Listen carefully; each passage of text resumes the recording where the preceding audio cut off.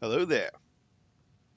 This is your guy, Turgon the Wise, coming at you with a new video today, and it's my season 15 recap.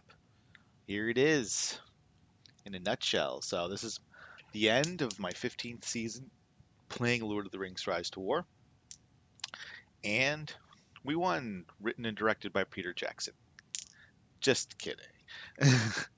I wouldn't leave you hanging like that. So, at any rate, just wanted to show this just came up. I just logged in and got 6.35 million merit. That is the most I've ever gotten in a season, and extremely proud of this season. It was a really, um, you know, let's just put it in perspective for a second, because this is my third season with Yudes. Okay, and the first season was a little boring, and then last season was very not boring. It was hard fought and stressful. This season is kind of in between. It wasn't a boring season, and it was stressful, but it was stressful in a different way. Um, with periods of boredom here and there. So that's kind of just high level. My third season with Yudes, and I played 3 seasons with Yadu. Um, when you compare and contrast, every season is different in its own way. So we were playing the Kings of Men server, the campaign Kings of Men, the COM as it likes to be referred to, and we'll just start you from the beginning. First, let's check out these little pinsies here, just so there's some. There wasn't really any big battles going on. Just kind of some friendly PvP around the server to end the season. Oh, this is a pretty good pin for these guys. And the 7.9 million over here is a good time. The way that the server kind of began, we started out here, and within a few days, the season starts. You get your farm going, you start leveling your commanders, you trying to get the fellowship or warband, whatever your preferred term may be. You're trying to level that up so you get your fortress, 2 fortresses, etc. Because in this server, in this season, for the first time, they introduced mechanics that I discussed in my previous video, where you had to have a fellowship fortress within a 15 tile range of a keep, a structure, for to obtain a region. And you needed to have one within 15 tiles in order to take one of the. I think they're called control points. Yes, control points. So our capital is considered a significant structure. It's another control point. That's the Grey Havens. I spawned somewhere over here in Ered Luin, farmed my little booty off, and I would say within 3 days of the season beginning, we moved out here, and we just moved at a furious pace to farm the West as fast as we possibly could. But we really, I mean, it was more like a beeline straight across, and then fill in the gaps a little bit later, more so here and then down here, because within the first week of the season, we were challenged for Kara Skeleton, the uh, capital of Lorien, if this was um, a different server like RG, Rebuilding Glory, where you have factions. This would be the capital of Lorien, but it's not even considered a significant structure in Com. We had to race Dobie to get here, and I think it was like 7, 8 days into the season. We were fighting over here with them, had to push them out. By day 10 or 11, I have a video. It's like my first update video. You see in that video that we have Lorien, so all the fighting and stuff must have happened, at some point within a day or two of that video being recorded, if my memory serves me correctly.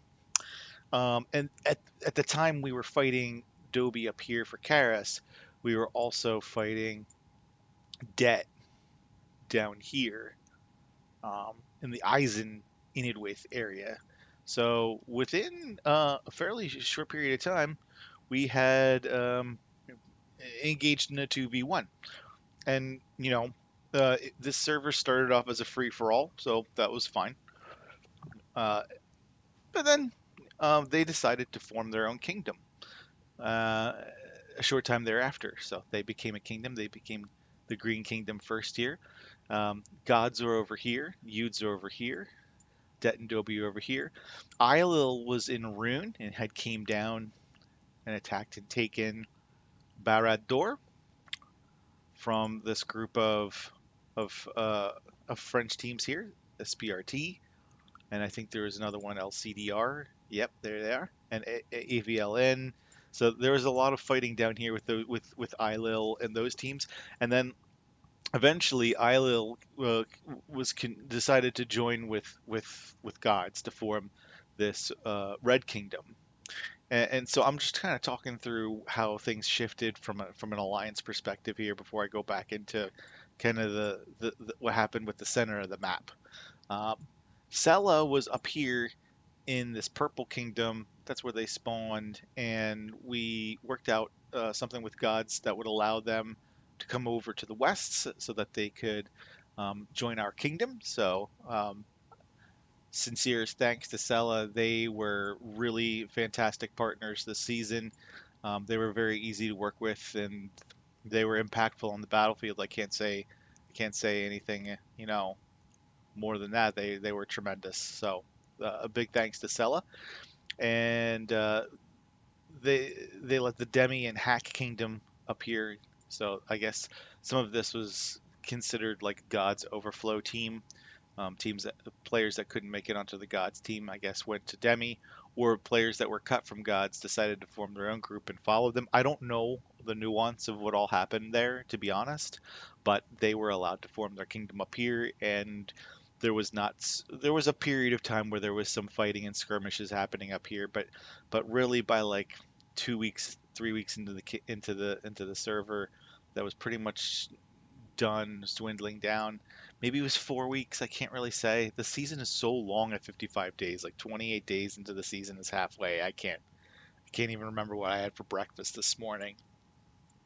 I think I only had one Pop Tart. Maybe that's why my memory isn't as good. If I had that second Pop Tart, I would have been way better shape. So at any rate, while all those kind of political things were playing out with the forming of kingdoms and the fighting down here, there was also fighting happening over in the Deep's. Det Dobi Kingdom um, had this region, and we all fought there between all three of our kingdoms. We established a nice little equilibrium there. I would say for like, I don't know, like a week, maybe two. I don't remember exactly how long, but it seemed like it was a while. And so we fought there, and being the gentle giant we are, we listened to some of the feedback that was happening uh, across the server, and we decided to discontinue our attack there. And um, they took all the stuff that we had taken back pretty quickly, and then we had decided to secretly launch an ambush attack on gods in the southern Anduin Vale here, just to spice things up a little bit. We had basically only fought Det and Dobi, and we didn't join this server with any intention of teaming up with gods to wreck everyone or anything like that. That was never something that was discussed. It was a free for all server, and yeah, gods were here. They were our partners last season, but it started off as a free for all server, and we had said at the onset of the server that basically the only two rules were free for all, and then we'll see what happens. See how things develop. We'll make adjustments on the fly, and that happened organically, might I add, since most discussions when it came to a lot of important things kind of just never resolved for whatever reason. We'll just leave that at that. And so, yeah, and the second thing before the server was that we weren't going to attack anyone's spawn farm. So, like, we never were going to push into the White Mountains.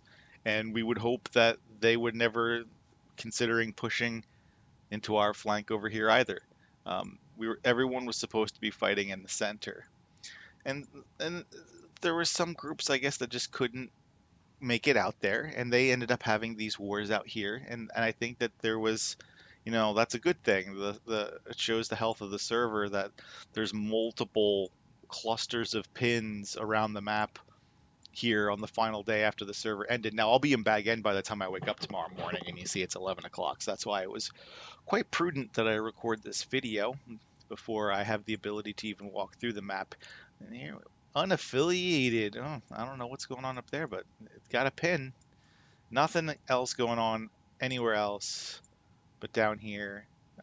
Here. Yeah, how about that? Yeah, a bunch of little teams and stuff. So we pulled out and we launched this attack, this massive attack on SAV. I think gods were pretty caught off guard by it. We uprooted a bunch of people over by this pass here, and made our way over to the keep. I would say we were probably a stone's throw away from the keep. 2 or 3 fort cycles. I mean, it takes a couple of forts to get there, and it takes 2.5 hours for a fort to complete. So you figure that's like a good solid 7 to 10 hours of pretty much continuous combat. And then they triggered the no reinforcement buff. This is something that is specific to com. So if no one is that if someone is watching this video that's never played Kings of Men and hasn't watched any of my other videos, there's an ability in King of Men that you can use for the kingdom. They're like kingdom ring buffs, and one of them is no reinforcements. Here, I'll show it to you right quick. Here, let's exit from the map and go over to the kingdom. You go to Kingdom Affairs, and the leader of the team has the ability to affect these kingdom rings.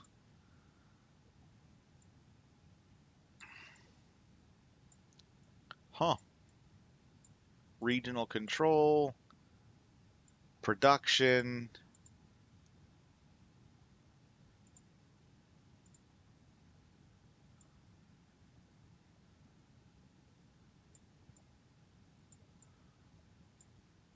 I don't know if I've ever seen that before. Huh. Where is the other one? There should be another one that talks about. Maybe I'm just missing it. I am lost. I apologize. Territory protection? No, that's not it. Well, at any rate, this is embarrassing. Kingdom diplomacy. There's nothing really going on there. Territory? Is this it? No, it's the same thing as the territory. I don't. Yeah, it's weird. At any rate, um, they used that against us and promptly pushed us back to Lorien. And we fought there at this pass into Lorien. There was like some equilibrium for like, I don't know how long it was, 2 days, 3 days. And there was nothing really going on over here. I think Det and Dobie were maybe at the time, and one of the players from that kingdom, feel free to correct me if my recollection is off, but I think you were finishing up helping out with something over here. Um, but then all of a sudden, it did seem kind of like a 2v4 versus us, and really it was kind of more like a 1.5 versus 4. And it was understandable. I mean, we attacked gods in Islil, so it made sense why they were attacking us here. But we could have kept like a nice little triangle here if maybe the Green Kingdom fought both of us, or opened up another front over here.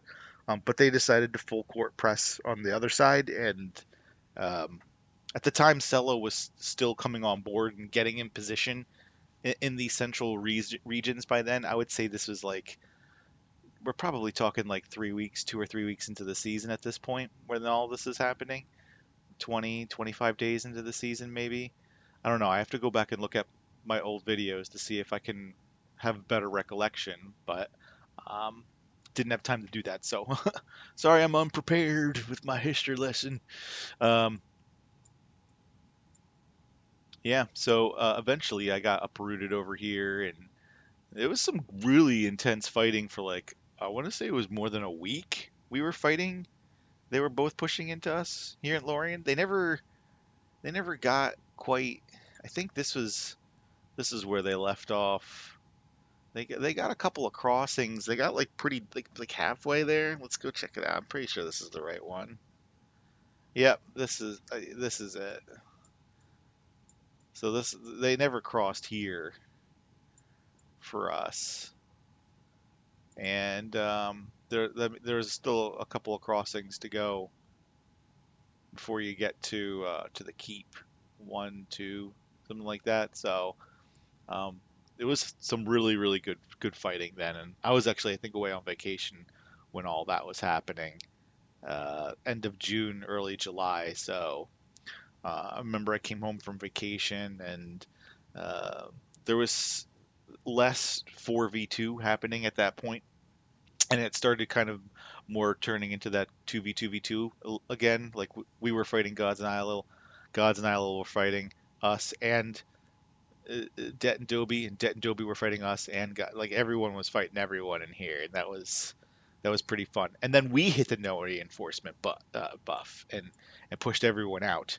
And at the time, we had a bunch of tiles over about around Dol Guldur before it had opened, and so there was some talk about we should delete our tiles there so that we can it should all be neutral or something so that when it opens, everyone can, make a mad dash for it. Maybe, I don't know. It wasn't something that was really openly discussed what was going to happen with DG at all. No one was really talking at this point. I guess, the desire for the organic war was strong, so we didn't want to really overly control all the variables of the server, even though all the teams that came on here agreed to come on to this like coordinated server. There really wasn't very much coordination um, after the onset of the season, from what I recollect. At any rate, a Dol Guldur opened. We were still cleaning Lorien and uh, gods. I don't know what their position was at the time, but the Det and Dobie Kingdom took Dol Guldur, and they kept it for quite a while. Um, but this was, I think, when the tides kind of shifted. Like, we never talked really about Dol Guldur. There was no deal there. Um, we probably should have put something in place, but like I said, no one was really talking for whatever reason. So it kind of irritated. I think it's fair to say irritated gods, Eilil, Yudes, and Sela, um, that Dol Guldur was, captured without a conversation or contest. So um, we got to talking and decided that that wasn't really acceptable. So we started working together. We pushed him out. God took on Deeps, and then now with the ring buffs, Det and Dobie fighters were pretty potent. That definitely was a nice buff for them.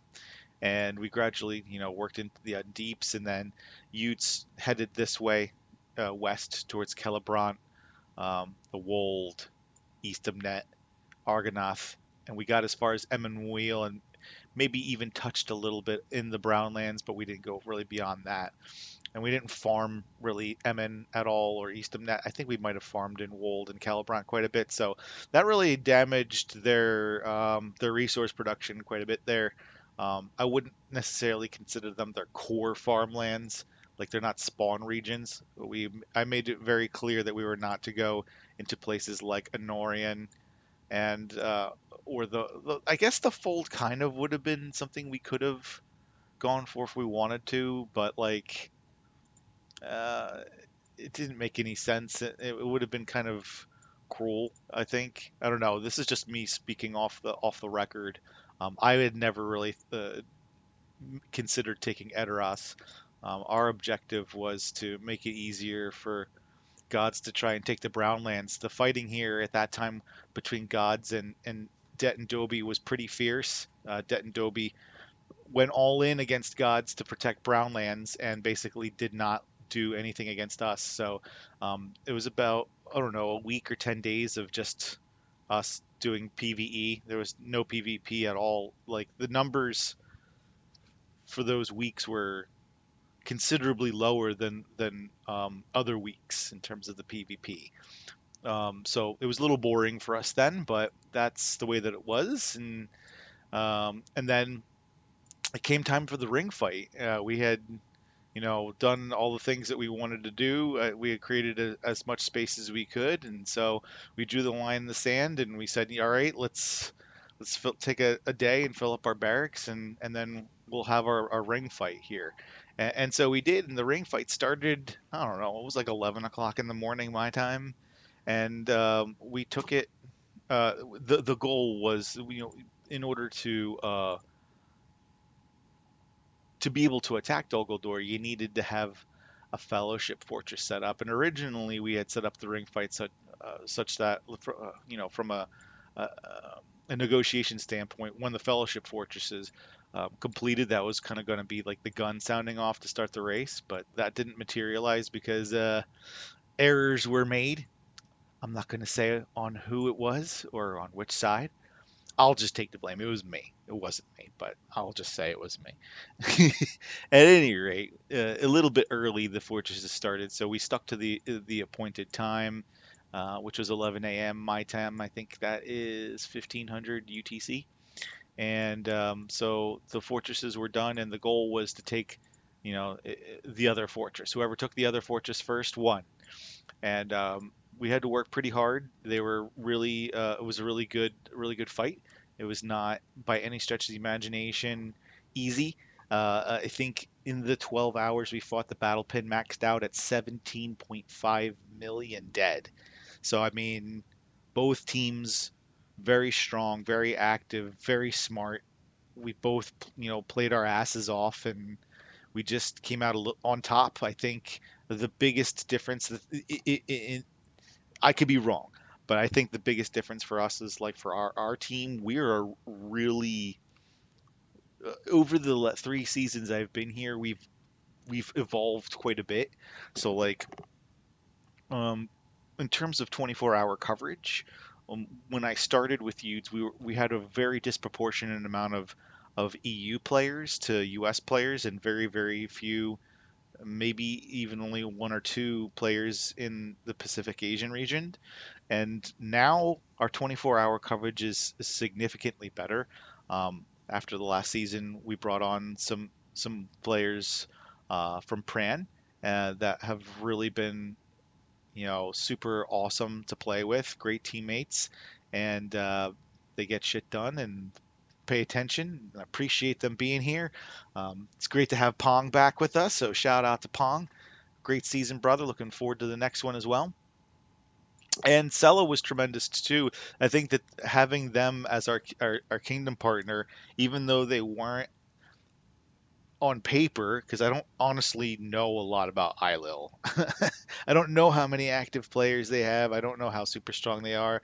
Like I didn't I fought against them here and there, but like they're an enigma to me. And so my understanding is that the ILIL team had more active players than Sella. Sella started the season with like 30 or 35 active players. ILIL was like 80. So so I think bringing Sella on really kind of helped solidify our 24-hour coverage, because we still have a very strong EU coverage, and we have some more Americans, and the Americans in the Asian folks have that night shift while Europe sleeps, and then Europe wakes up, and Asia is in their night while America sleeps.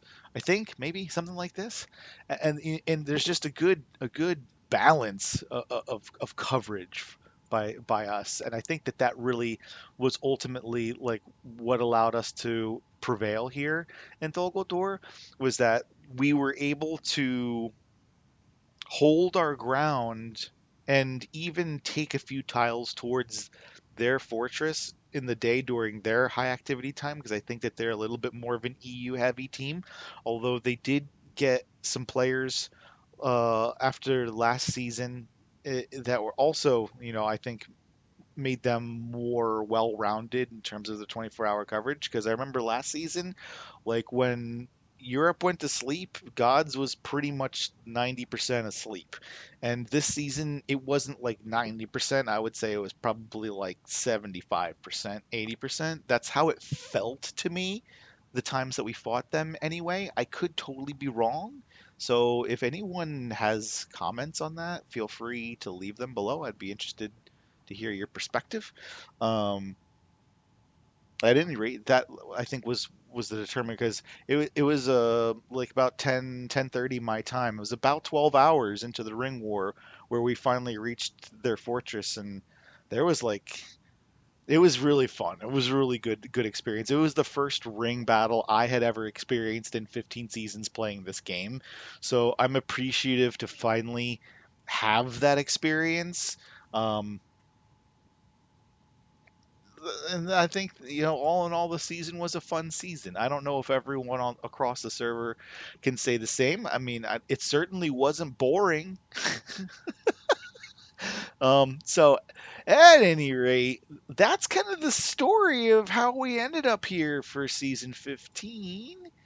And let's take a quick gander here at the leaderboard. Here's your production leaders. These are the farmers. Congratulations. Yeehaw. I'm just kidding. A lot of these guys are really great players that fought hard. They're really, really smart players, and they're very active. So I was a lot higher up on this list earlier. I think I topped out around like 20 or something like that.